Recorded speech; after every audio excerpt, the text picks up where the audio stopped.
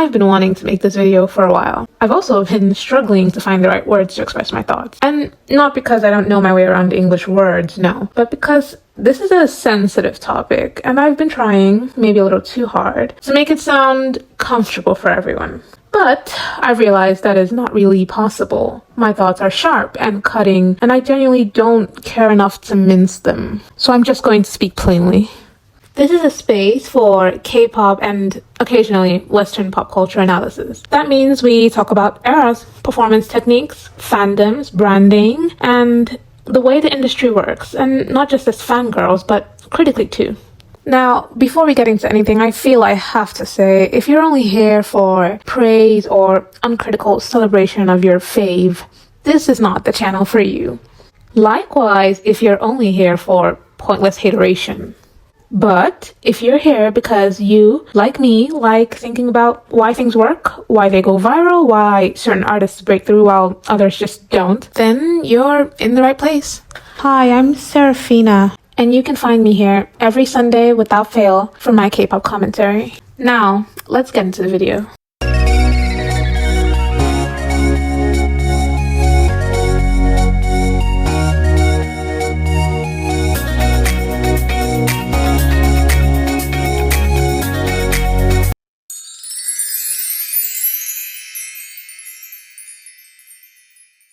Is Megan KATSEYE's visual whole? Well, there's definitely a problem there. I just think that people are using the wrong term to describe it. I think that people have identified something that isn't working, but they're incorrectly diagnosing it and weaponizing it against her at a time where KATSEYE is losing some public favor. Let's go for a definition, shall we? Now, from what I understand, in K-pop, the term visual whole emerged as the negative counterpart to the position of visual. In K-pop, this visual is the member that's considered the most conventionally attractive or more representative of Korean beauty standards. A visual whole is then essentially the member that fans or netizens claim detracts from the group's visual lineup. It's almost always used as an insult. Historically, idols who got labeled this visual whole were often idols who either didn't fit the Korean beauty standards as closely as other members, or they just had more unconventional features, looked noticeably different from the rest of the group.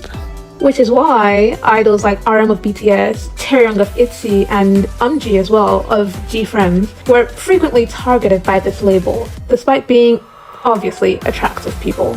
But since KATSEYE is indeed a global girl group with members of different ethnicities that reflects very well in their features, I doubt that the people are talking about Korean beauty standards this time. Okay, before we really get into it, let's talk about how this label became associated with Megan in the first place, because I remember, the first time I ever saw such a thing be said was on a TikTok video. It said something along the lines of, a girl who used to be so pretty, Hybe and Geffen turned her into the visual whole, and it was in reference to her new look with the black and pink hair that she had done for the Beautiful Chaos era. I saw this video and I was like, this is not true, and so I moved on. Didn't say anything, didn't engage. I immediately was like, I do not agree with this, and I moved on, right? Trust and believe that other people did not move on. They were in there trying to prove Megan's beauty, auditioning her, sending a bunch of pictures of her, like, is this who you're calling the visual whole? Is this who you're calling the visual whole? Just then and there, I knew that this thing would follow her for the rest of her life. I just knew. And then the next time I saw a video of a sort, it was someone saying, oh, I can't believe anyone called Megan the visual whole. Like, they actually posted a video and wrote that, and a bunch of people commenting it. And then I remember I was in the comments like, please shut up, just please stop spreading it, please stop saying it, please stop repeating this, because you are making it into a thing. It doesn't have to be a thing. You are creating this thing that's gonna be a problem down the line. But they wouldn't listen. They were defensive, they were reactive, and they just had to have their say. Even in places where no one was talking about it. Like, someone would just make an edit of Megan just being hot because her fans love to edit her, and they would just make an edit of her, and then you would see these people in the comments just unprovoked, and people say she's the visual whole. I'm like, oh my god, you realize that you are actively associating her with this label, and almost training the algorithm to associate her with this label. It was so jarring. It was so jarring. And even when people questioned it and they were like, excuse me, no one says this, because people who haven't heard of it before, this association of Megan and the term visual whole wasn't even in their consciousness, and they would ask, what are you talking about? I've never heard this before. And the person who commented, who brought it up, would then attack that person who doesn't know anything about it and be like, just because you haven't heard it doesn't mean other people haven't heard it. Like, you're not a real fan because you don't know everything about Megan. Everybody is saying this. And I'm like, are you a fan or a hater? Are you a fan or a hater? Oh my god, you were undercover. You actually hate this girl. They just kept going unprovoked. It bothered them so much that they actually turned it into a thing. It's crazy. And it came to a head, especially when there was this whole thing that they were doing sometime, Most Beautiful Faces or something of the sort. They had nominated everyone in KATSEYE but Megan. It didn't exactly go down like that. See, the thing is, they nominate people in groups. They go person by person, right? And they just hadn't gotten to Megan yet. They didn't nominate all of them at one time and then just leave Megan out. They did it person by person, and they do this for every group. And I remember because for BTS, the last person to be nominated at that time was Jimin. Now, are you going to look me in the eye and tell me that you really believe that Park Jimin is the visual whole of his group? No, go ahead. Say it to me, and say it with conviction. Say it like you really mean it. Go ahead. Tell me that you actually believe that. And you know what? Because Megan was the last, people immediately brought up this narrative again and started pushing it, and her fans reacted so badly. They were so reactive that they immediately started badgering these people who were running or organizing whatever the hell this was. And then eventually they added her as scheduled, because I'm sure that they were adding every member of each group. They eventually added her, but then because her fans had been so reactive, the narrative was then that they had nominated everyone in KATSEYE but Megan, and then her fans harassed them, and then they had to nominate her. They had to throw her a bone. You see how that works? You see how that works? Anyway, it is what it is. Let's get back to it. Now, I am aware that this label is mostly being used to drag her and rage bait the icons. And for those individuals who are responsible for this, when they call her the visual whole, they associate it with words like chopped and ugly. Basically, they're saying she's not visually pleasing to look at. If that's the definition that we're using, then I don't think Megan qualifies. That's just not a serious argument to me. Megan is a beautiful girl. She's an idol, for God's sakes. The standard for even getting your foot in the door in that industry is already extremely high. At the very least, compared to the average Joe on the street, compared to a civilian, you do have to be objectively attractive to get a job. So if we're actually talking about her physical looks, then no, I don't think that's where the conversation is really coming from. But I do think people have noticed something, and they're going on and on and on about it, some more direct and harsh than others. But even with all the noise, I genuinely don't actually think that the problem is her face. The problem is presentation. The problem is styling. The problem is branding, its image, and most importantly, the problem is presence. Because somewhere between the ending of the cis era and midway through the beautiful chaos era, something changed. I'm not talking about Megan Skiendiel the person. Megan the person is quite frankly none of my business. I don't know her, none of us do. I'm only interested in Megan the performer, Megan the public figure, Megan the member of KATSEYE. And when I look at old performances, old content, old promotional material, specifically the cis era and the start of the beautiful chaos era, I see a member who used to take up a lot more space than she does now. There was a confidence there, a spark, if you will. Now, sometime last year, there was a conversation online about how Megan, quote unquote, was losing her spark. I hesitate to even call it a conversation because it never really became one. And the reason for that is because before anyone could seriously examine what they meant by that, the discussion got pulled apart from both sides. You got toxic fandoms who were already jealous of the girls' breakthrough success with Gnarly and Gabriella, as well as toxic solo stans who were even more resentful of the group dynamic because their fave wasn't getting the attention they felt she deserved. Cough cough blinks, cough cough Pokénuns. These people, these toxic people, weaponized it as an excuse to mock Megan and knock her down a peg in order to uplift their faves. while the obsessive, coddling fans rushed to dismiss it outright, cherry-picking clips of her smiling and joking around during interviews and lives with some girly pop music played in the background in order to prove the haters wrong that, see, everything is fine, you're all overreacting. And what could have been a nuanced discussion about performance, image, stage presence, quickly collapsed into the same cycle that these conversations always seem to follow. Bad faith criticism on one side, defensive denial on the other, and somewhere in the middle, the actual conversation just gets lost. Now, whether you agree with that observation or not, enough people have noticed it that the conversation keeps resurfacing. It's not because she suddenly became unattractive, it's because people can sense that something isn't quite landing the way that it used to. And the reason why I've decided to make this video now, despite having observed this for many months, is because I think it matters now. I don't know if anyone else has noticed this, but since the beginning of this wild era, there's been a lot more Megan visibility. More lines, obviously since they're one member down, more center time during performances of newer songs, more center placements during group photographs, better styling, etc. It's all very reminiscent of the cis era. Although there could be very many logical explanations for this, example, budget increase, but I don't think so. I genuinely believe Hype and Geffen are trying to give Megan a moment right now, an era. The problem is, well, an era isn't something a company can just manufacture on its own.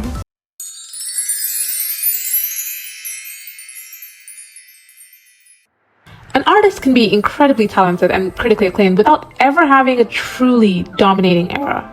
A successful era is defined by cultural penetration. An era becomes successful when it turns an artist from someone people can choose to ignore into someone they can't avoid. The music matters, yes, but the real measure of success is whether the artist leaves the era larger, more influential, and more culturally relevant than where they entered it. Sort of like a great crossover. A few examples of this are Chappell Roan, for one.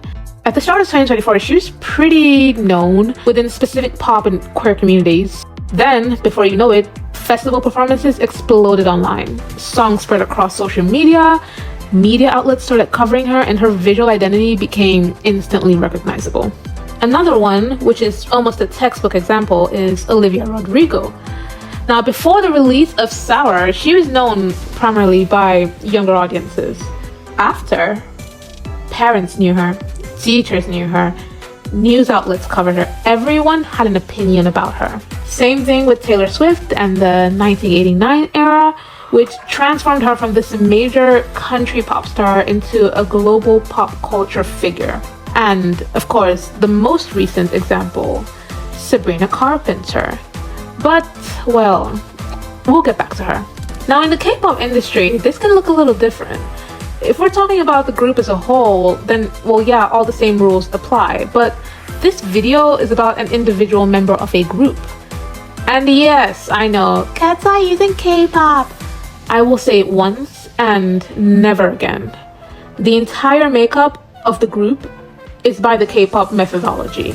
They promote their music on Korean channels. They interact with their fans in the same way that other K-pop idols do.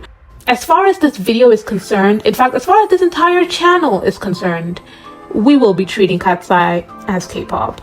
Thank you. Now back to the topic. To identify a successful era for a Western solo artist, the question is, did the artist become mainstream? But for a K-pop idol within a group, the question is, did this member successfully establish an individual identity separate from the group? A member does not necessarily need to become the Korean equivalent of Taylor Swift for their era to be considered successful. They need to become the conversation.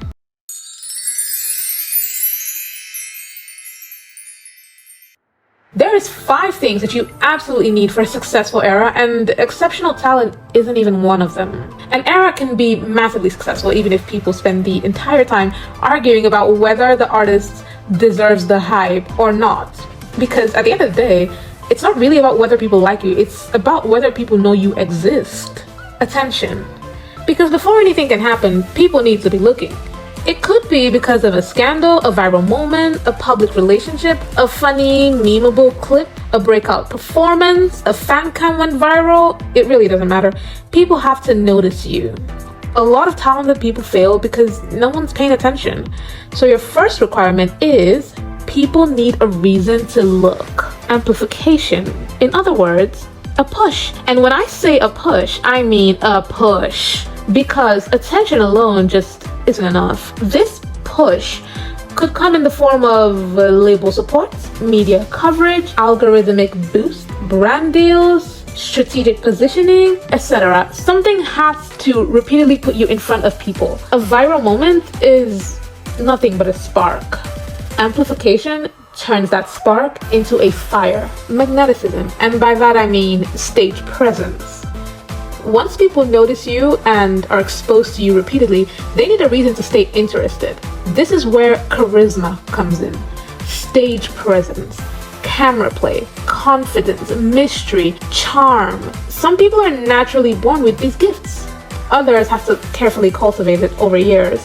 Either way, it is essential. There are people who walk on stage and people just can't stop watching them, while others are technically excellent, but don't command the same attention. And I think Daniela, before her era of course, was definitely in the second lane, but we'll get to her. What I'm trying to say is, magnetism is what turns exposure into fascination. Identity. I've divided this one category into two. 4A, visual identity, and 4B, online persona. Yes, I said online persona because for the millionth time, we do not know these people. Now, the main point of both of these things is recognizability. When people hear your name, there should be an immediate image in their minds, an aesthetic, if you will, a feeling, a brand. Identity answers the question, what do people think when they think of you? Without identity, you're forgettable. And the fifth one, narrative. This one kind of ties into 4B, the online persona. It is a compelling story that feeds into and is solidified by a consistent online persona. The biggest stars almost always have a narrative. It could be former child star proving herself, or small town girl making it big, the rebel breaking all the rules, the underdog finally getting recognition, the industry veteran that's finally getting her moment. People connect to stories. A compelling narrative gives the audience a reason to emotionally invest, and unlike talent, narratives are much easier to follow. It's just the way it is. Now, let's circle it back to Miss Carpenter.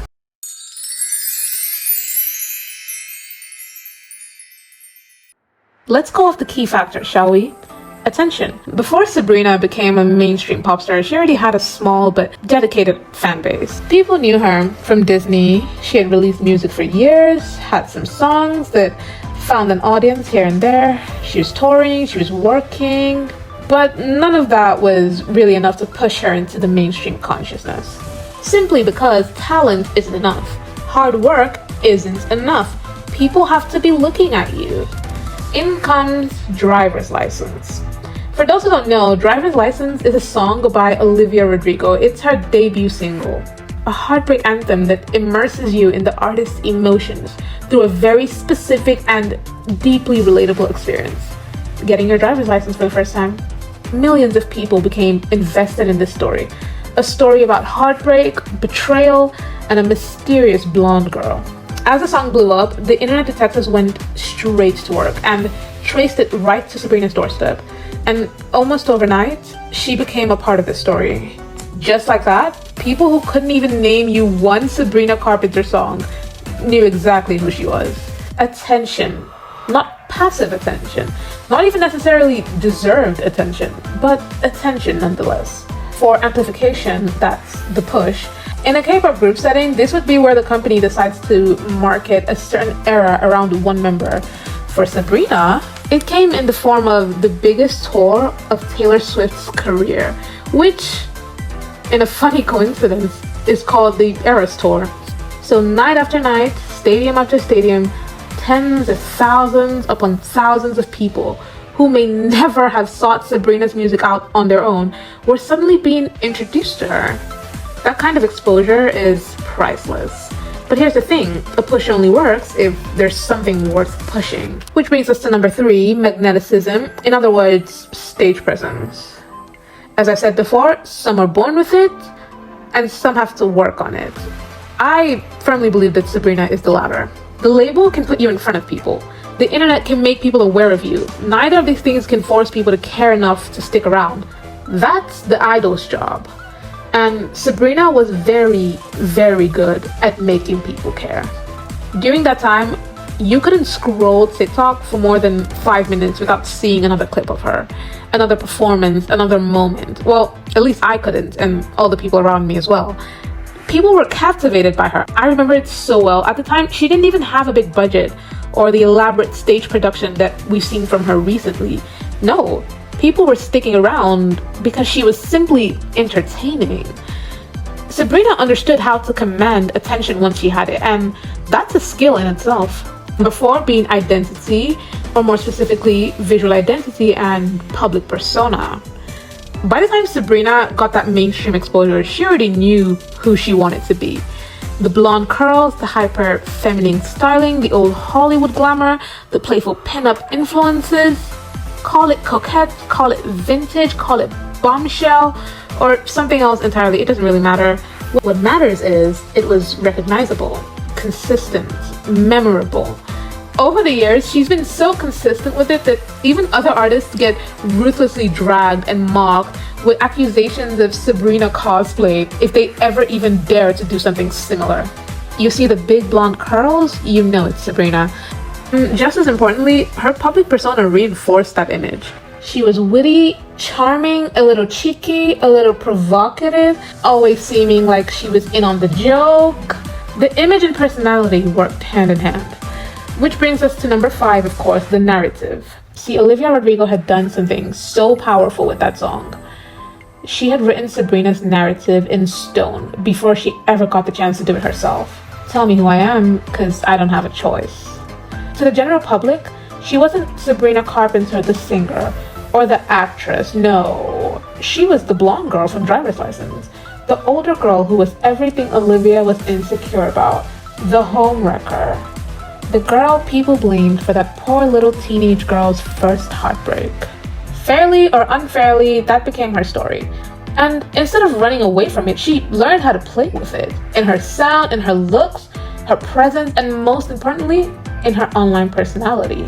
She took public curiosity and turned it into interest into fandom, and fandom into one of the most successful pop eras we've seen in the last few years.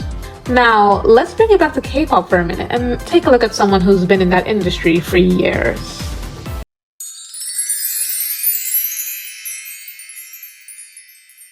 If Sabrina is an example of how a solo artist in the West can build a successful era, then Jennie is an example of what that looks like inside a group system. Because in K-pop, companies don't just promote groups, they promote people.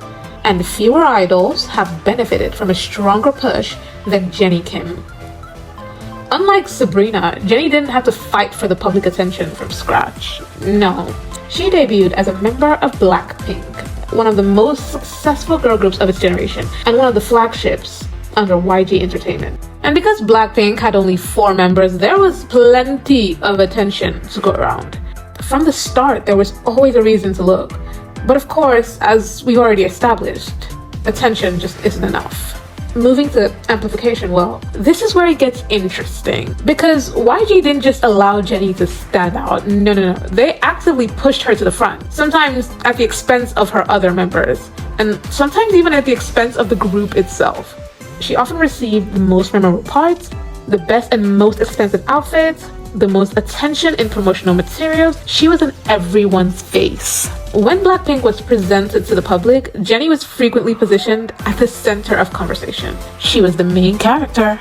See, amplification is about making sure people see you, and YG made sure people saw Jennie.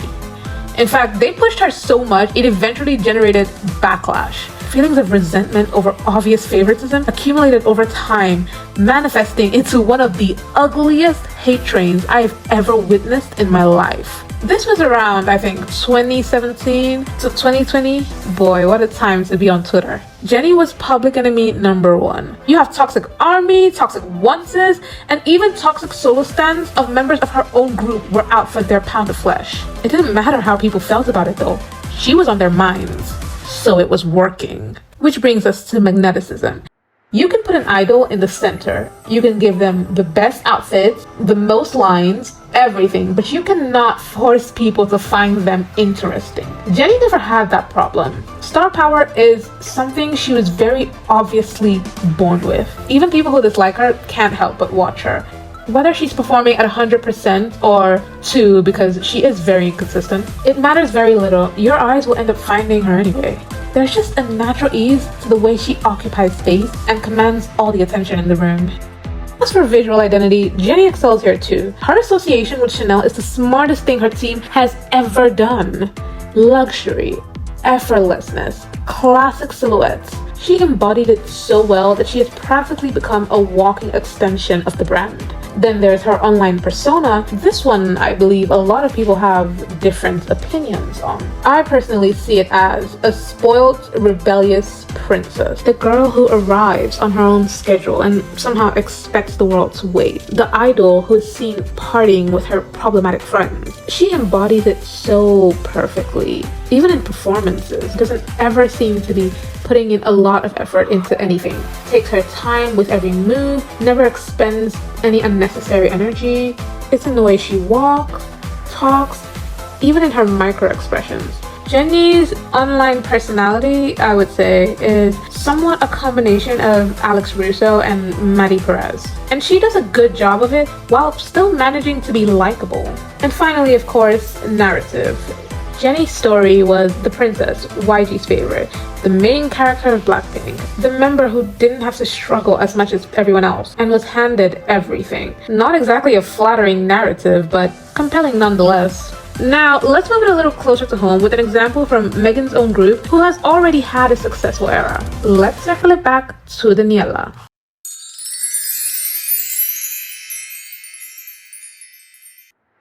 When KATSEYE first debuted, Daniela was known as the dancer, and not in the way that people casually call every idol a good dancer. No, Daniela was a dancer.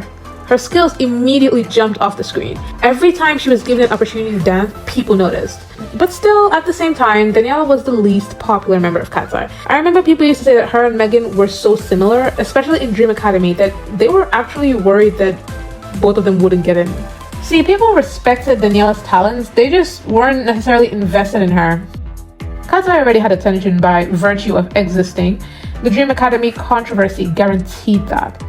People were watching, people were invested, and Daniela benefited from that attention, especially because in those early days anyway, she was very closely associated with the member that all the controversy revolved around. Their duo dynamic was the most popular one of KATSEYE. So people may not have been tuning in for Daniela specifically, but they definitely knew who she was. This is where Beautiful Chaos changed everything. Because unlike Sis era, Beautiful Chaos felt like an era that was built with Daniela's strengths in mind. And I can't say I'm surprised. The Sis era was carried a lot by the Dream Academy drama and the girls' endearing personalities.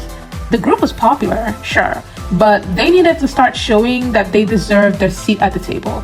They needed to show skill, talent, something to give the group gravitas. I always thought the era was either going to be Daniela's or Lara's, because both of them just kept going viral for dance and song covers. Anyway, the company went with Daniela and put her front and center constantly. She received some of the biggest moments on the project. The most obvious example being Gabriela, where she is literally given an uninterrupted Spanish section in one of the group's most successful songs to date. That's not an accident, that's the company making a decision. They're saying, we think this member has momentum and we are going to invest in it. And they did not stop there. The styling, line distribution, promotional content, hell, even major brand campaigns seemed determined to place Daniela at the forefront. The Gap ad, anyone? She was being highlighted in everything. And it worked because Daniela had magnetism. Listen, something definitely shifted between cis and beautiful chaos era. Be it confidence or experience or coaching, maybe even all three, I don't know. What I do know is some people have that natural star power, like Jennie. Some people have to strategically cultivate it, like Sabrina. Daniela was definitely the latter because the difference was impossible to ignore. The Daniela that entered the beautiful chaos era felt like a completely different performer from the one who debuted. She took up more space, commanded more attention, looked more certain of herself, and because she was already an elite dancer, that newfound confidence amplified everything else. And the result was a performer that had become increasingly difficult to look away from. Fan cams started exploding, viral clips started multiplying, her name started popping up in conversations that the rest of her members, if brought up, would be immediately laughed out of the room. Accusations of her trying to outshine the other girls in the group were rolling in by the dozen. Before, of course, is identity. And this is where Daniela really found her lane. For years, fans associated her with dancing, more specifically Latin dance influences, obviously because of her background as a ballroom dancer. They called her Latina Mami and made so many edits of her to that effect, with comments on comments about how her hips don't lie. During the Beautiful Chaos era, Daniela stopped flirting with the idea and fully committed to it. Out with the blonde hair and in with the dark, defined curls. The styling and makeup became more intentional. She completely embraced it. Everything clicked. The visuals, the styling, the dancing, the confidence, it all started pointing in the same direction, and her online persona followed suit immediately. You could see it in interviews, in the way she carried herself, the way she interacted with fans, even in her big reaction to their recent AMA wins, and especially on stage. It's in her micro-expression, the way she performs, the way she moves, the way she squints a little when she's looking into the crowd, her camera play. Let me play you a clip from their recent golf ball performance.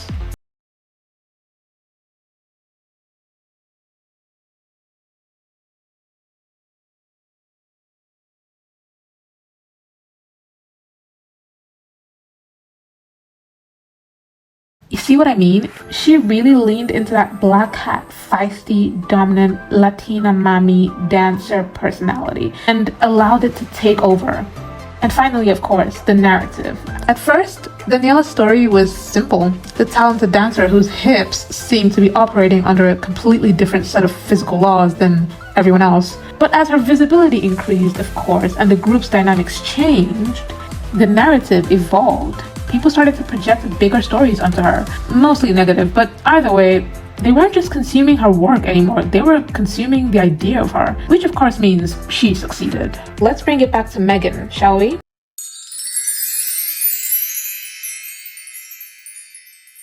See, I've wanted to talk about visual identity and stage presence for a really long time, and to be honest, Megan is definitely just the springboard for the story that I'm telling. So she's the main character, but it's not really about her. Now, if you look at the frameworks from the factors that I listed, numbers 1, 2, and most times even 5 are largely outside of the idol's control. Attention, amplification, narrative, a lot of times those things happen to them. Sometimes they can manufacture them, even influence them a little, but generally speaking, those are things that come from the company, the public, the media, and of course circumstances around the idol. 3 and 4 are different though. Magnetism and identity, those ones actually have to come from the idol. No one can do it for them. The company can coach them, style them, assign them an archetype or online personality within the group, but it's up to the idol themselves to lean into it and wear it with conviction. Yeah, shocker, you actually have to bring something to the table yourself. You can't be carried across the finish line. And this is where Megan's struggle is, because like I said, I believe the company is trying to give her an era. I mean, it sure looks like it. And I understand why, especially from a marketing standpoint. But that's a whole other video, which I will make soon. The problem is that she is not eating.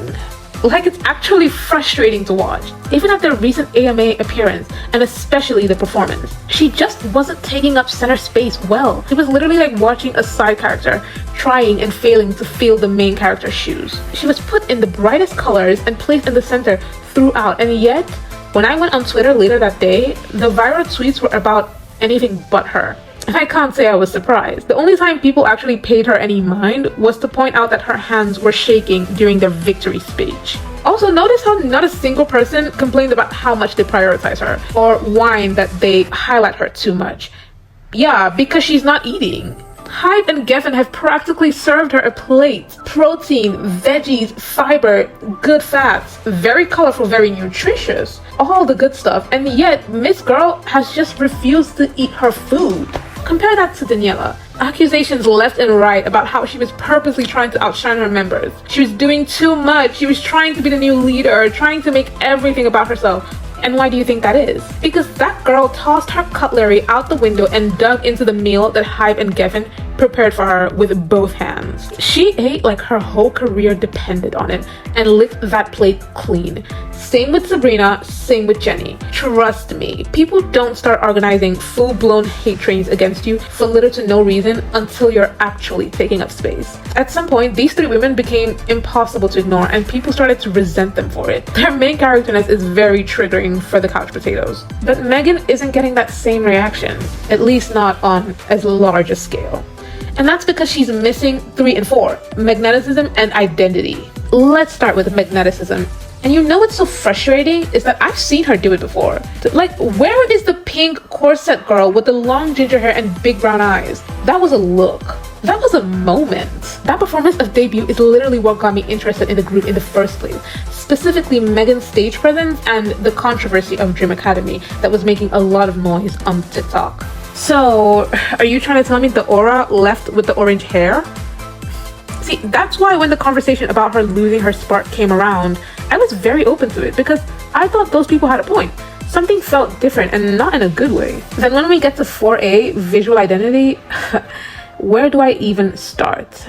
This is where the real problem is. And I have to say, yes, Megan does have the weakest visual identity in KATSEYE, for sure. Not to be mistaken as a dig at her physical appearance, there's a difference. And I feel like when people start calling her the visual hole, they're trying to describe one problem, but using the wrong words.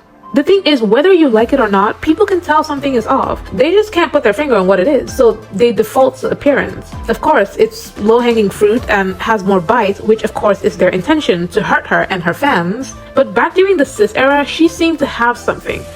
It wasn't perfect, it wasn't fully developed, but it suited her. A little pastel, a little cool girl. Then beautiful chaos happened and she leaned into this dark, grunge, relatable LA party girl thing. Or at least that's what I think she thinks she's doing. Honestly, I don't know. And that's really the problem, because what is the vision? She stepped out to an Ariana Grande concert just the other day with the rest of the girls in a fit that you know what? See it for yourself.